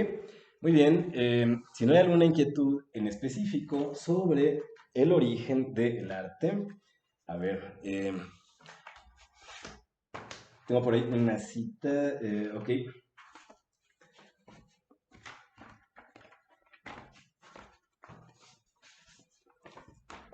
Por acá quedaron mis páginas volando. Ah, ya aparecieron, ok. Sí, de mi parte era ya para trabajar lo siguiente. Sí, ya lo encontré, ya no hay problema. Igual, si hay alguna inquietud o comentario, adelante. Yo iría a página 14, en específico, reitero, para este punto. Relación entre arte, religión y filosofía. Un punto en adelanto antes de leer ya la cita de Hegel, ¿no? Para Hegel, arte, religión y filosofía en esencia tratan de lo mismo, de la exposición de la verdad, de lo verdadero, de lo espiritual, incluso de lo absoluto, ¿no? Hay como sinónimos. Estoy de acuerdo, ¿no? El tema de trabajo de de cada una de estas esferas del espíritu absoluto es la misma, lo verdadero, lo espiritual, que tiene que ver siempre en Hegel, ¿no? Esto es bastante concreto, ¿no? Con la pregunta ¿qué es el hombre? O sea, se nos debe responder en ese sentido, ¿no? A la pregunta ¿qué es el hombre? Desde el arte, la religión y la filosofía. Eso implica que arte, religión y filosofía hablen de lo verdadero, ¿no? Van a hablar de la esencia humana, y hablar de la esencia humana en Hegel, por cierto, siempre es hablar de la libertad, también lo puedes marcar así. Arte, religión y filosofía para Hegel tratan del concepto de libertad. De eso es de lo que tratan incluso a nivel histórico, ¿no? La cuestión es de qué manera se trata de la verdad o de la esencia humana, o cómo se expone al receptor. Ese es lo diferente en todo caso para Hegel, del arte, la religión y la filosofía. Acá tal vez es sencillo. En el arte la verdad se presenta de manera sensible, en alguna figurilla, escultura o en un producto literario, ¿no? Hay que tener algún componente de imagen o imaginación en el terreno del arte.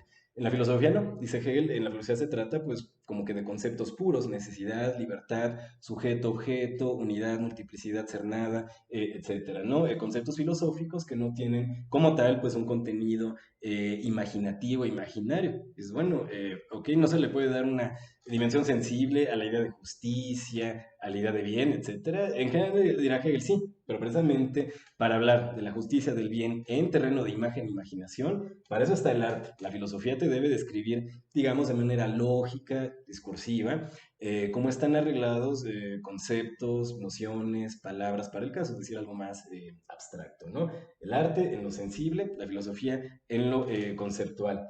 La religión por ahí en medio, por así decirlo, en la actitud interior de la conciencia hacia el mundo, ¿no? Acá tenemos imagen exterior. Darstellung sería en alemán.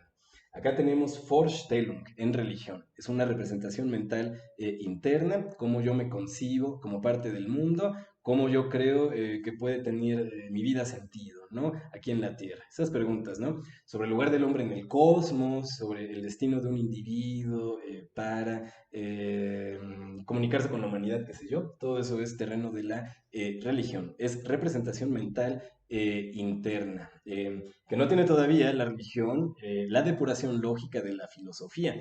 Tengo que verlo, esta es la última idea, antes de citar. Acá están estos puntos, digamos, diferenciados por su cercanía a lo sensible. El arte está en lo sensible, no le puedes quitar lo sensible sin quitarle el carácter artístico, en el caso de Hegel, y acá está la filosofía, terreno meramente conceptual, de lo sensible a lo conceptual. Ahí está arte, religión, filosofía. Y también en grados de posibilidad de exposición, por así decirlo, amplia, intensiva, suficiente, de lo verdadero. Sobre la pregunta de, bueno, ¿y cuál es la forma por excelencia de hablar de lo verdadero, de la libertad humana? Dirá Hegel sin mayor problema, es la filosofía. La religión y el arte se quedan detrás, en el caso de Hegel, de la filosofía, del poderte decir, describir a ti como ser humano, que es la justicia, que es el ser humano, que es la libertad. Eso es, yo diría, importante a la fecha, tal vez por dos razones, lo voy a comentar así rápido. Filosofía, religión.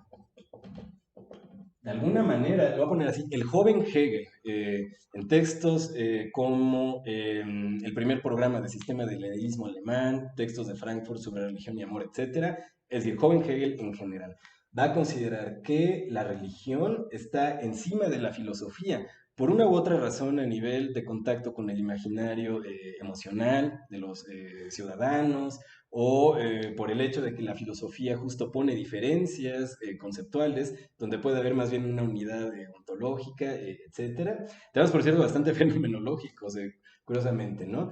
Reitero, el joven Hegel pone a la religión arriba de la filosofía, por una u otra razón. Esa posición es interesante por sí misma, ¿no? Tampoco se descarta así sin más. Pero claro, ya en el Hegel maduro, es decir, de la fenomenología del espíritu en adelante, Hegel va a decir, la filosofía está arriba de la religión. La filosofía, de hecho, nos dice y nos debe decir, ¿qué es Dios? ¿Qué es el destino del hombre en la tierra? ¿Qué es la virtud? ¿Qué es el reino de los fines? Etcétera, etcétera, ¿no? La filosofía agota todos los contenidos de la religión y los expone de mejor manera, ¿no? Incluso también, literal por lo mismo, la filosofía y no la religión será una adecuada conducción teorética para la práctica política, ¿no? Viejo Hegel ya no duda, la filosofía explica mejor la libertad, el mundo, etcétera, que la religión. De hecho, la filosofía nos dice qué buscar en la historia de la religión, el concepto de libertad en el Antiguo Testamento, en las religiones prehispánicas, etcétera. Ese sería el punto, ¿no? La otra idea es que en alguien como el viejo Schelling, alguien en general de quien no vamos a hablar en este curso, por una u otra razón también, como que dio de la filosofía un giro a la teología, en las edades del mundo, es decir, en la obra tardía de Schelling, ¿no? Ahí en general yo diría, se trata de defender que es más bien la religión y su historia la que tiene la mejor clave, la más potente para exponer qué es la verdad, que la filosofía se queda corta o detrás de la religión. Eso defiende el viejo Schelling, ¿no? De nuevo, el viejo Hegel no puede estar de acuerdo con esa posición. De acá de lo que voy a leer queda claro, ¿no? A nivel de exposición de la verdad, la filosofía es la forma más adecuada o la más potente, amplia por excelencia.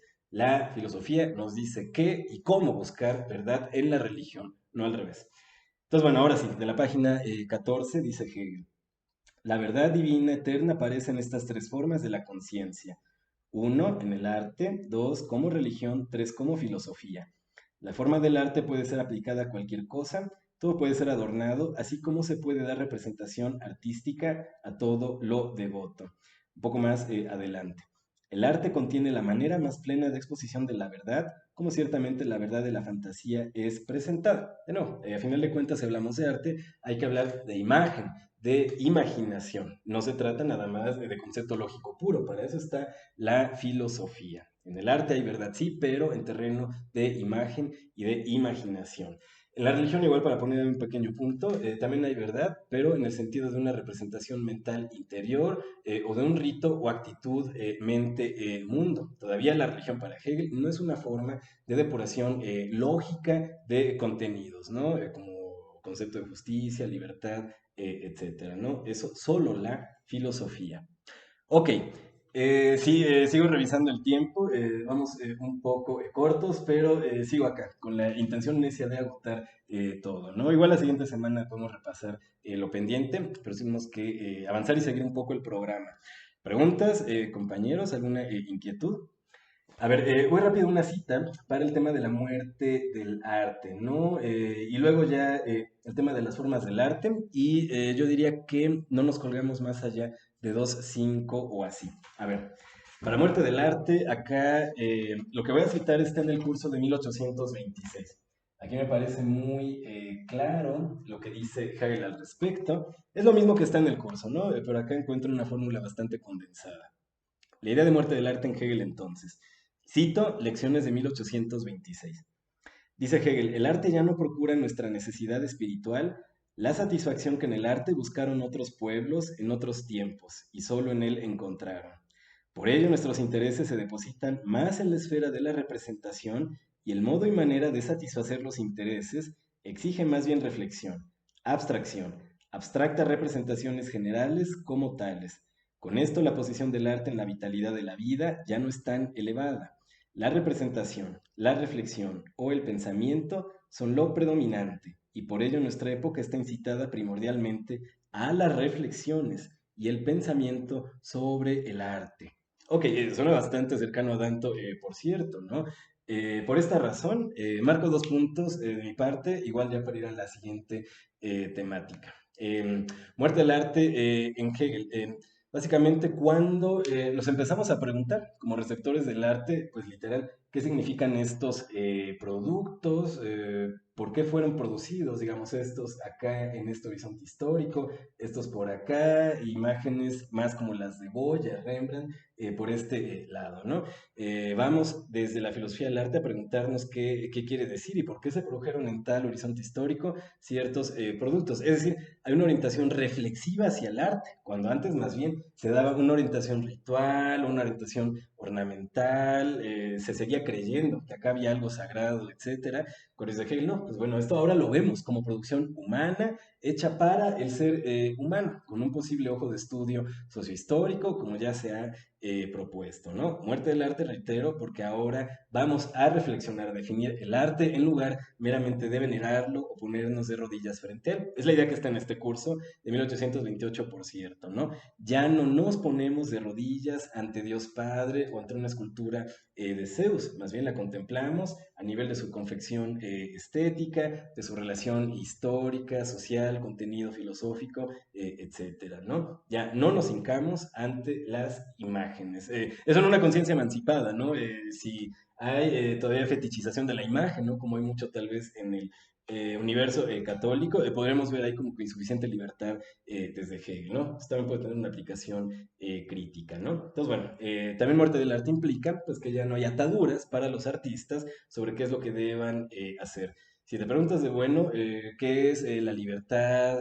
¿Qué es el feudalismo? Etcétera. Claro, o sea, puedes obtener una que otra indicación en la historia del arte, sí, pero esto también lo puedes elaborar de una manera científica propia, ¿no? Para definir qué es el ser humano, ya no es fundamental ni solo necesario el arte. Antes sí lo fue. En el arte había la cosmovisión de un pueblo y solo en el arte. Dices, ahora ya no. Ahora tenemos arte, religión y filosofía, ¿no? Ya no es así la 21 manera de obtener verdad en el mundo, el arte, ¿no? Ahora es más bien la filosofía, las ciencias en general, las que nos dicen que son las cosas. Ok.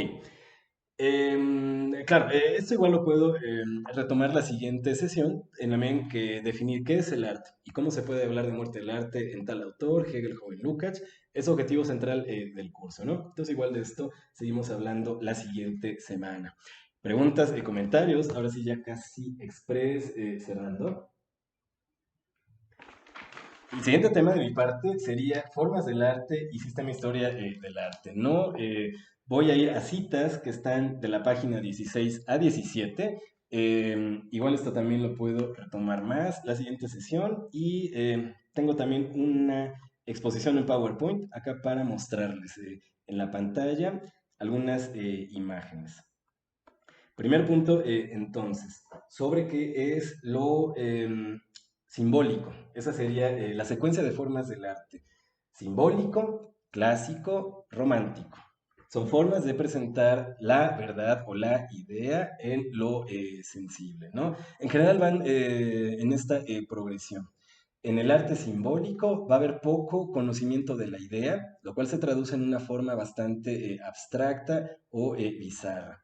El punto siguiente de progresión, el arte griego precisamente va a mostrar para Hegel mejor conocimiento de la idea, que se traduce a una figura humana antropomorfizada, después de lo cual está el arte romántico, que implicaría ya tendencialmente libre elección de formas y contenidos para la imagen. Entonces, bueno, formas del arte es eso, relación, idea e imagen. ¿Qué tanto de autoconocimiento humano, esto es la idea, encuentras en la imagen artística? De aquí a acá en la historia vamos progresando en Hegel o evolucionando del menos al más. Poco conocimiento de la idea, es decir, del ser humano, se traduce en imagen abstracta, sublime, monstruosa, hasta llegar acá al arte romántico, que implica ya básicamente conocimiento pleno del humano sobre sí mismo y su mundo, que se traduce en libertad total de formas y de contenidos. Para poner citas entonces, 16, dice Hegel, la sublimidad es lo sustancial de este arte simbólico, va hacia lo grotesco, bizarro e insípido. Si toma la naturaleza como intuición, la deja como es y le da solamente una significación superior. Ideas entonces de lo simbólico, lo abstracto, lo sublime, ahí va la imagen, lo animal, precisamente alrededor de la presentación de lo humano. Ahí lo pongo más o menos cerca, ¿ok? Arte egipcio, ¿no? Tienes imagen humana, sí, pero mezclada con lo animal. Tampoco es así como tan familiar o cercano lo que estamos viendo, queda literal casi así como un jeroglifo, ¿no? El arte egipcio. O para poner acá otra ilustración, esto ya es el horizonte para lo clásico. Justamente acá la idea es pensar cómo el primer arte griego todavía se ve como el arte egipcio, bastante rígido. Esto es del texto de Gombrich, por cierto, todas las imágenes, ¿no? Pero claro, ya tienes aquí una ganancia que todavía no ves en el arte egipcio. Acá está todavía humano con animal. Acá ya está el humano como humano, solo muy rigidizado, ¿no? La idea final sería llegar a esto. Voy a leer la cita del arte, la forma de arte clásica. Dice Hegel, la forma de arte clásica es la libre, el ideal adecuado con la aparición, plena adecuación. Esta se alcanza puesto que la figura humana viene aquí plena hacia la aparición. Lo sustancial verdadero interior es expresión abstracta, concreto sustancial, igualmente subjetivo es el espíritu. Lo espiritual es lo verdadero sustancial. Lo espiritual para la intuición no puede ser de manera distinta que en la figura humana. Entonces, de nuevo, acá mayor autoconocimiento del ser humano en el arte, precisamente desde el momento en que tenemos a la figura humana depurada de lo animal, incluso ya idealizada, en toda la proporción, simetría y heroísmo que se quiera. Acá el Laoconte sigue siendo arte griego, precisamente por, arte clásico en el concepto de Hegel, por estar idealizada y perfeccionada la figura humana, que ese precisamente será su límite interno, por lo cual, de manera, si se quiere así, intrínseca, esta imagen tienda a devenir en otra, por así decirlo. De aquí en adelante a la historia del arte hay que pedir más antropomorfización, más libertad de trabajo artístico en la forma y en el contenido, que se debe traducir en una dinamización del imaginario. Acá muestro otra imagen. Esto ya sería arte cristiano, de Gombrich, recuerdo, siglo III después de Cristo, ¿no? Dices acá desde Hegel. Bien, ¿qué es lo interesante de esta imagen? Yo diría en una sola palabra, que estamos más allá de la idealización griega, del cuerpo perfecto, heroico y virtuoso. En el arte griego está prohibido, ya se había dicho así, ¿no? Retratar la fealdad, lo grotesco, incluso el dolor.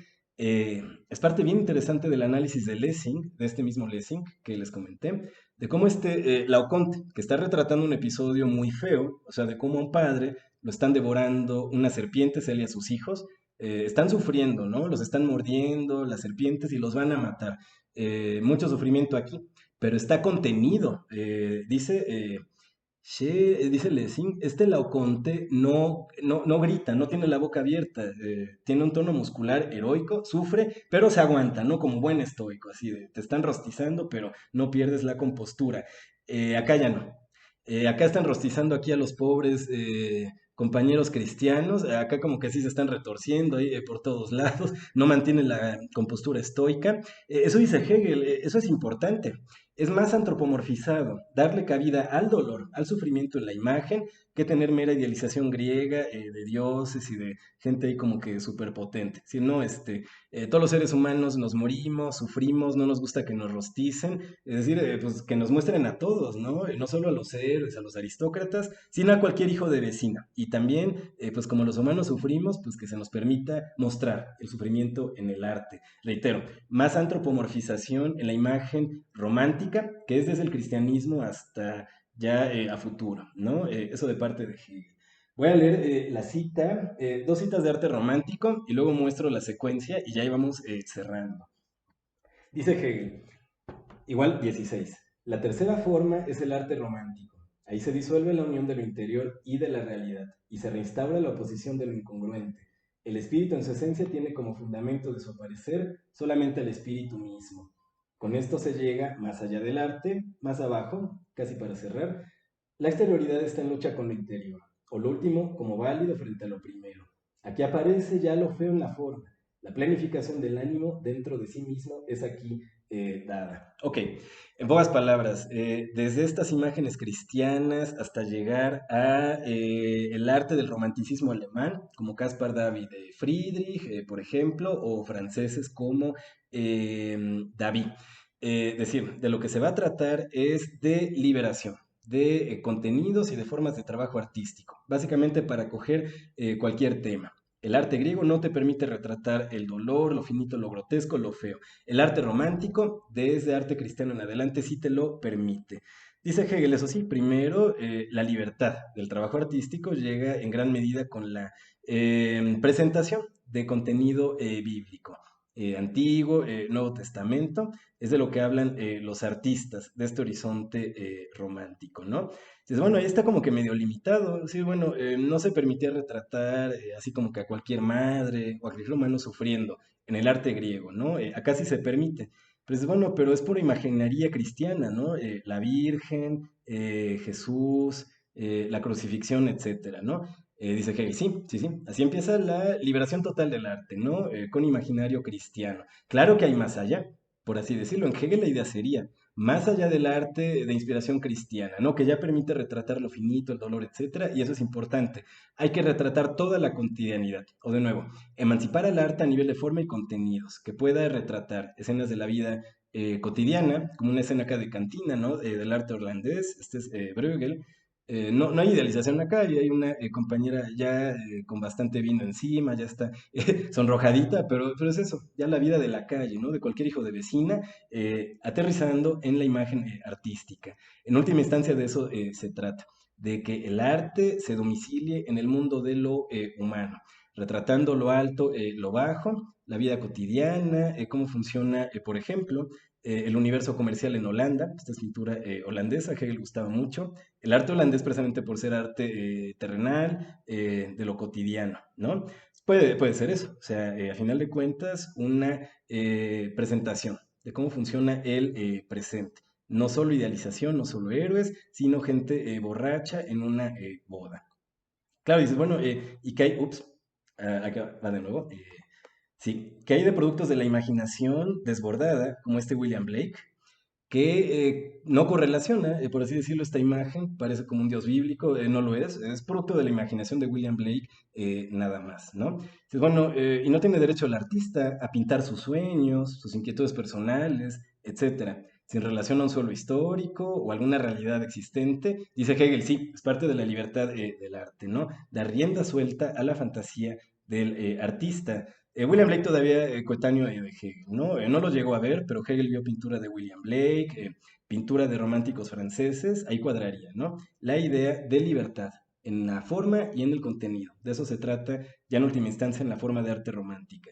Este es un Picasso, se llama Cabeza, posterior a Hegel, pero yo diría de, bueno, si interpretamos a Picasso sencillamente como un experimentador de la forma, ¿no? Las cabezas antes se veían tal vez así, ¿por qué no pintarlas de manera más abstracta o jugando con las formas, a nivel de perspectivas, colores, etcétera, ¿no? Experimentar en el arte, ¿no? ¿Por qué no hacerlo? Yo diría, en Hegel, el concepto de forma de arte romántica puede sin problema abarcar hasta las vanguardias, ¿no? Siguen siendo ejercicios experimentales con forma, color, etcétera, ¿no? Ya si esto sirve como concepto, lo romántico para estudiar todo el arte contemporáneo, eso lo dejo pendiente para la siguiente sesión, igual tiene que ver con el tema muerte del arte. Bien, esto fue algo expresa al final por cuestiones de tiempo acá para equilibrar las agendas de todos. Yo de mi parte lo cerraría acá. Si hay alguna última pregunta o algo que quieran ustedes apuntar, adelante. Ya eso sí, vamos cerrando, ¿no? La siguiente semana igual podemos recuperar algún punto pendiente. Micrófono abierto, como para inquietudes, propuestas. Profe, ¿qué vamos Sí, sí. a leer en la siguiente clase? Muy buena pregunta, compañero, muchas gracias. Vamos ya a comenzar con el joven Lukács. Entonces ya teoría de la novela. Tenemos ahí dos cortes de lectura. Subimos la información al grupo, ¿no? Pero serían los dos primeros capítulos de teoría de la novela. Lo tienen ahí en la antología. Tarea entonces de lectura eso, ¿no? Los dos primeros capítulos de la lectura del joven Lukács y para entregar de Hegel, eso sí, tengan en cuenta, un análisis de obra. Elijan una imagen, una pintura de cualquier horizonte, contemporáneo o previo, y hagan un análisis hegeliano. ¿Por qué, por ejemplo, ¿no? La ronda nocturna de Rembrandt, Cabeza de Picasso, podría ser o debería ser considerada como una obra de arte, ¿no? Entonces, bueno, en una cuartilla y media, reitero un análisis de imagen a partir de Hegel, ¿no? Se lo envían a Diego por correo, ¿no? Como ya establecimos.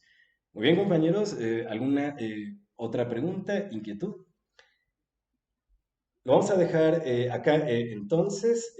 Nos vemos la siguiente semana a las 12. Y vamos trabajando cada vez más, ¿no? Para pegarnos a la agenda, ¿no? Entonces, bueno, nos vemos la siguiente semana, compañeros. Igual ahí podemos retomar algún aspecto pendiente, ¿no? Bueno, pues buen día. Yo ahorita me voy a una transmisión sobre Kant, por cierto, que ahí puse la información en el grupo, ¿no? Yo me integro ahí de inmediato. Bueno, Diego, ¿andas por ahí?